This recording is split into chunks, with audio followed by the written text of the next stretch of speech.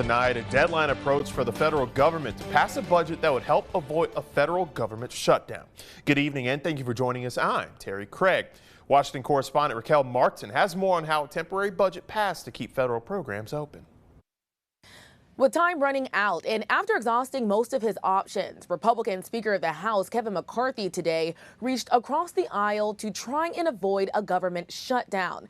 In the end, the deal would keep the government open another 45 days. With the clock racing towards a shutdown at midnight, Saturday, the House managed to pass a short-term spending package. The American people have won. The extreme MAGA Republicans have lost. In the end, all but one Democrat voted yes and 90 Republicans voted no. Democrats came to the rescue. The package produced by Speaker McCarthy at the 11th hour would keep the government running for another 45 days. It includes disaster relief aid, excludes Ukraine funding, and maintains current spending levels, a deal breaker for some Republicans. We have a conference that wants to continue the same garbage that is happening over and over again. For weeks, McCarthy tried to appease conservative demands to dramatically cut federal spending. But Friday, many in that same group voted down a package which included those very cuts. Not passed. The pivot to work across the aisle could cost McCarthy his speakership.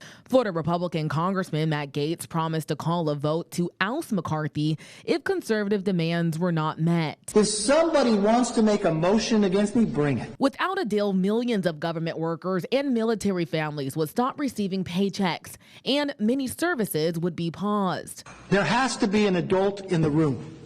I am going to govern with what is best for this country. The pressure is now on in the Senate to act and get a bill to the president's desk. The short-term deal is likely to be bittersweet for Senate Democrats, most Senate Republicans, and the White House. Each have stressed the need to continue support for Ukraine. For now in Washington, Raquel Martin. The bill was just recently passed by the Senate as well by a vote of 88-9. From our region, Virginia Senators Mark Warner and Tim Kaine voted to approve that 45-day extension. They released a joint statement following the vote saying in part, quote, however, this bill will keep the federal government open for the next 47 days, during which we'll continue to work to pass bipartisan spending bills that renew our commitment to Ukraine in its fight for democracy and advance crucial Virginia priorities, end quote.